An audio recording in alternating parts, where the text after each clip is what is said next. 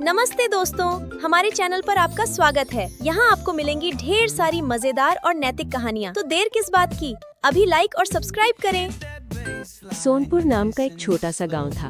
वहीं रहती थी कमला। सुबह का समय था। कमला अपने आंगन में झाड़ू लगा रही थी। तभी उसकी बेटी रानी वहाँ आ गई। माँ, आज खाने में क्या लाओगी? मुझे बहुत भूख लगी है। हाँ बेटा, आज तेरे लिए कुछ अच्छा लेकर आऊंगी, तू बस थोड़ा इंतजार कर। कमला रोज अपनी बहन सोना के घर काम करने जाती थी। वो वहाँ खाना बनाती थी और बदले में सोना उसे बचा हुआ खाना दे देती थी। तभी वहाँ कमला का पति सुरेश आ गया। अरे सुरेश, तुम आज इतनी जल्दी कैसे आ गए? क्या बताऊं कमला, आज सेठ ने दुकान बंद कर दी। अब वहाँ कोई काम नहीं रहा। सुरेश की बात सुनकर कमला के चेहरे पर चिंता साफ दिखाई देने लगी। क्या दुकान बंद हो गई? अब घर का खर्च कैसे चलेगा? यही तो सोच रहा हूँ। पहले ही मुश्किल से गुजारा हो रहा था, अब तो और भी परेशानी बढ़ जाएगी। कमला और सुरेश दोनों गहरी चिंता में पड़ गए। तभी सुरेश ने कमला से कहा, क्यों ना तुम आज अपनी बहन सोना से बात करो। कैसी बात? यही कि तुम उसके घर इतना काम करती हो, खाना बनाती हो, तो बदले में सिर्फ बचा हुआ खाना क्यों? उससे थोड़ा पैसा भी मांग लो। कमला थोड़ी देर चुप रही। उसे पता था कि सोना का स्वभाव कैसा है। पता नहीं सुरेश, वो मानेगी या नहीं। उसका स्वभाव तो तुम जानते ही हो। कोशिश करने में क्या जाता है कमला, हमारी मजबूरी है, शायद वो मान जाए। कमला ने गहरी सांस ली। ठीक है, आज मैं उससे बात करने की कोशिश करूंगी। इतना कहकर कमला तैयार हुई और सोना के घर के लिए निकल पड़ी। सोना कमला की छोटी बहन थी। वो रोज कमला को कुछ नई नई खाने की चीजें बताती और फिर उसे बनाने के लिए कहती रहती थी। जैसे ही कमला दरवाजे के अंदर गई, सोना की तेज आवाज सुनाई दी। कमला, आज इतनी देर से क्यों आई हो तुम? कमला ने हिम्मत जुटाई। उसे सुरेश की बात याद आ गई। सोना, मुझे तुमसे कुछ बात करनी थी। क्या बात है? घर की हालत बहुत खराब है सोना। सिर्फ थोड़ा खाना देने से कुछ नहीं होगा। अगर तुम काम के बदले कुछ पैसे दे दो ताकि घर का खर्च निकल सके। कमला की बात सुनते ही सोना का चेहरा गुस्से से लाल हो गया। क्या कहा तुमने? पैसा चाहिए तुम्हें? इतना अच्छा खाना देती हूँ वही बहुत है, कल से आने की जरूरत नहीं है। कमला की आंखों में आंसू आ गए। सोना ने गुस्से में कमला से कहा, कल से यहाँ मत आना, मुझे तुम्हारी कोई जरूरत नहीं है। इतना कहकर सोना ने दरवाजा जोर से बंद कर दिया। कमला की आंखों में आंसू थे। वो सोच रही थी, अब मैं रानी को क्या खिलाऊंगी, क्या जवाब दूंगी उसे। तभी रास्ते में उसने देखा कि कोई समोसे बेच रहा है तो कोई जलेबी। ये सब लोग अपना अपना काम करके पैसे कमा रहे हैं और मैं। उसने एक गहरी सांस ली और चुपचाप घर की ओर चल पड़ी। कमला जैसे ही घर पहुंची तो उसकी बेटी रानी उसका इंतजार कर रही थी। माँ, मेरे लिए क्या लाई तुम? कमला चुप हो जाती है। तभी सुरेश वहाँ आता है। अरे सुरेश, आ गए तुम? कमला, मैं गांव में काम ढूंढने गया था, लेकिन कोई काम नहीं मिला। तीनों बातें करते हैं। कमला कल की बची सूखी रोटी गर्म करके रानी को दे देती है। कमला के दिमाग में एक सोच चलती है। तभी कमला ने सुरेश से कहा, सुरेश, क्यों ना हम भी कुछ खुद का काम शुरू करें? क्यों ना हम भी कुछ खाना बनाकर बेचें? लेकिन क्या कमला? गांव में सब एक ही तरह का खाना बेचते हैं। कोई समोसे बेच रहा है तो कोई जलेबी। क्यों ना हम कुछ अलग बेचें, जैसे पिज्जा। सोना के घर भी मैंने बनाया है। लेकिन कमला, हमारे पास ना पैसे हैं और ना ही कोई सामान, हम कैसे शुरू करेंगे? सुरेश, हम गुप्ता जी के पास चलते हैं। वो हमें जानते हैं। वहाँ से सामान उधार ले आएंगे, बाद में पैसे लौटा देंगे। अगर वो मान गए तो काम शुरू हो सकता है। रानी ये सब सुन रही थी। उसकी आंखों में खुशी चमक उठी। सच माँ, हम पिज्जा बेचेंगे, मैं भी खाऊंगी। हाँ बेटा, सबसे पहले मेरी रानी बेटी को मिलेगा। अगले दिन सुबह तीनों तैयार होकर गुप्ता जी की दुकान पर पहुंचते हैं। अरे भाभी और सुरेश भैया, कैसे आना हुआ? कमला थोड़ी झिझकते हुए बोली, गुप्ता जी, हमें थोड़ी मदद चाहिए। हम अपना छोटा सा काम शुरू करना चाहते हैं, पिज्जा बेचने का। अगर आप हमें थोड़ा सामान उधार दे दें तो हम धीरे धीरे पैसे लौटा देंगे। गुप्ता जी कुछ पल सोचते हैं, फिर मुस्कुरा देते हैं। अरे इसमें सोचने की क्या बात है, तुम लोग मेहनती हो, मुझे पूरा भरोसा है तुम पर। रानी खुशी से उछल पड़ती है। धन्यवाद गुप्ता जी। गुप्ता जी उन्हें पिज्जा बनाने का सारा जरूरी सामान दे देते हैं। आटा, सब्जियां, सॉस, मसाले, तीनों खुशी खुशी सामान लेकर घर लौट आते हैं। घर पहुंचते ही कमला थोड़ा सोच में पड़ जाती है। सामान तो आ गया सुरेश, लेकिन बेचेंगे किस पर? हमारे पास तो ठेला ही नहीं है। सुरेश को अचानक कुछ याद आता है। अरे हाँ, मेरा एक दोस्त है, उसके पास पुराना ठेला है। वो अब शहर चला गया है, ठेला ऐसे ही पड़ा होगा। तो फिर जाकर बात करो ना। सुरेश तुरंत अपने दोस्त के घर जाता है। वहाँ उसकी माँ दरवाजे पर बैठी होती है। नमस्ते काकी, मैं सुरेश। हाँ बेटा, पहचान लिया। कैसे आना हुआ? काकी, हमने काम शुरू किया है। आपके पास एक पुराना ठेला है, अगर आप दे दें तो हमारी बहुत मदद हो जाएगी।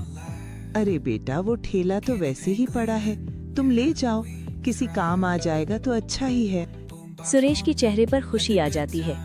सुरेश ठेला लेकर घर लौट आता है। जैसे ही कमला और रानी ठेला देखती हैं, दोनों खुश हो जाती है। अब हमारा काम सच में शुरू हो जाएगा।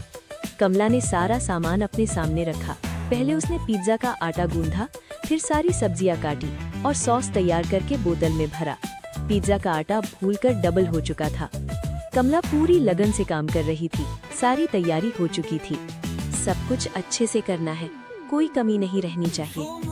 उधर दूसरी तरफ सुरेश ने ठेले को बाहर आंगन में खड़ा किया। उसने एक बाल्टी पानी ली और ठेले को अच्छी तरह धोना शुरू कर दिया। ठेले पर धूल जमी हुई थी। कुछ ही देर में पुराना ठेला बिल्कुल नए जैसा दिखने लगा। कमला और सुरेश ने ठेले पर भट्टी तैयार की, जिस पर वो गर्मा गर्म पिज्जा बनाएंगे। भट्टी के साथ कमला ने पिज्जा का सारा सामान, आटा, सब्जियां और सॉस सब रख दिया और ठेले को तैयार किया। तभी रानी वहाँ और सामान लेकर आई।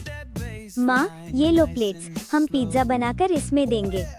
कमला मुस्कुराती है। हाँ बेटा, सब कुछ साफ सुथरा और सुंदर दिखना चाहिए, तभी लोग आएंगे। हाँ, पहली छाप ही सबसे जरूरी होती है। कुछ ही देर में ठेला पूरी तरह तैयार हो गया। तीनों ने एक दूसरे की तरफ देखा। उनके चेहरों पर घबराहट भी थी और उत्साह भी। चलो अब शुरू करते हैं। तीनों ठेला लेकर गांव की चौपाल की ओर चल पड़े।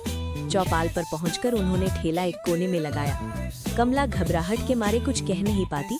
तभी सुरेश उसे कहता है, कमला, हिम्मत करो, आवाज लगाओ। कमला ने गहरी सांस ली और जोर से आवाज लगाई, पिज्जा ले लो, पिज्जा, गरीब का जंबो पिज्जा, स्वाद ऐसा कि दिल खुश हो जाए। उसकी आवाज पूरे चौपाल में गूंज गई। लोग रुकने लगे, कुछ लोग दूर से देखने लगे, कुछ पास आने लगे। आओ आओ, नया स्वाद चखो, जंबो पिज्जा ले लो। कमला ने अपना पहला पिज्जा बनाना शुरू किया। अरे ये क्या है, पहले कभी नहीं देखा। माँ, देखो कितने लोग आ गए। कमला के चेहरे पर हल्की मुस्कान आई, लेकिन अभी भी कोई खरीद नहीं रहा था।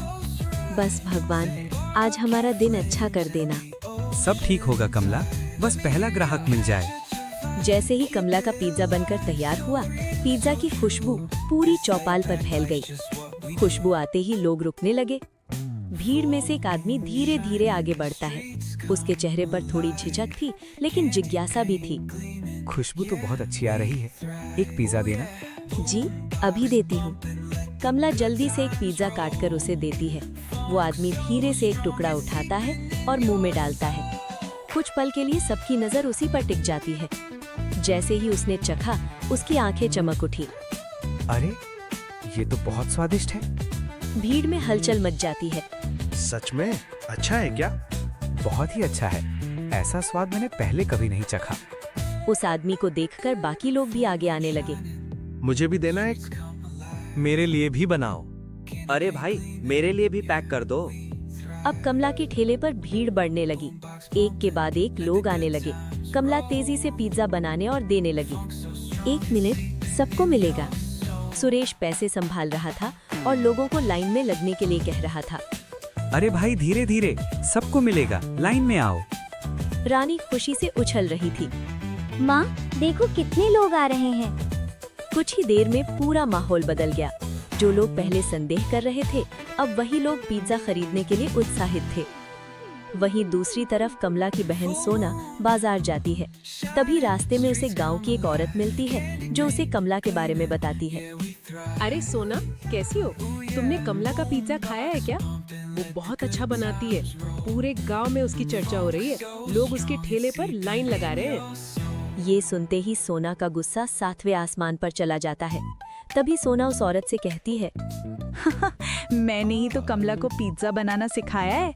मैं नहीं होती तो वो कहीं नहीं बना पाती। ये कहकर सोना गुस्से में कमला के ठेले की तरफ चली जाती है। वहीं कमला के ठेले पर एक आदमी आता है।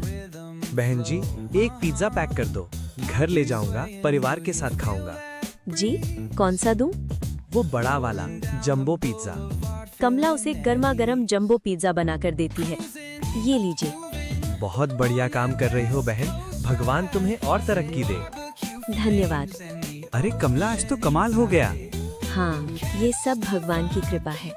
तभी वहाँ कमला की बहन सोना दूर खड़ी सब कुछ देख रही थी। ये क्या? मैंने तो सोचा था काम से निकाल दूंगी तो अगले दिन चुपचाप वापस आ जाएगी, पर ये तो यहाँ पिज्जा का ठेला लगा रही है। कुछ तो करना पड़ेगा। रुक कमला, तुझे तो मैं बताती हूँ। सोना गुस्से में बड़बड़ाते हुए वहाँ से चली जाती है, लेकिन कमला के हाथ तो जैसे रुक ही नहीं रहे थे। एक के बाद एक कमला पिज्जा बनाती जा रही थी और लोग खरीदते जा रहे थे। ये लीजिए अंकल। रात होते होते पिज्जा बनाने का सारा सामान खत्म हो चुका था।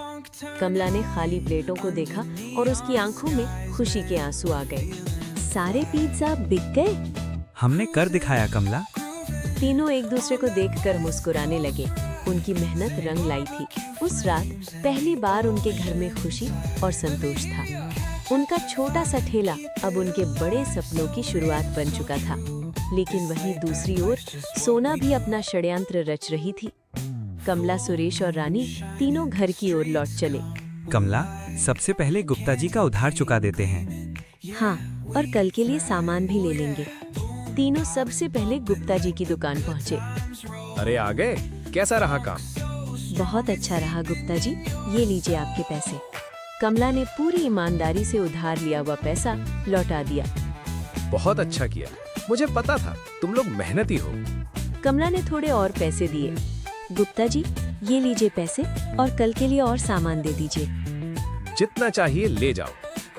घर पहुंचकर उस दिन उन्होंने पहली बार आराम से बैठकर अपना बनाया हुआ पिज्जा खाया। माँ, ये तो और भी अच्छा लग रहा है। कमला, सच में तुम कमाल हो। ये सब मेहनत का फल है। घर में उस दिन एक अलग ही खुशी थी। गरीबी के बीच भी उम्मीद की रोशनी चमक रही थी। अगले दिन सुबह तीनों फिर से तैयार होकर चौपाल पहुंच गए। चलो, आज का दिन भी अच्छा जाएगा।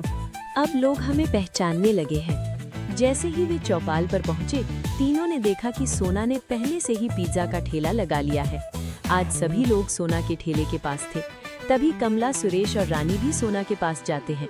तभी कमला सोना से कहती है, अरे सोना, तुम यहाँ, तुमने ठेला क्यों लगाया है? तभी सोना गांव वालों के सामने इतराते हुए कमला से कहती है, तुझे क्या लगा कमला, तू यहाँ पिज्जा का ठेला लगाकर पैसे कमाएगी?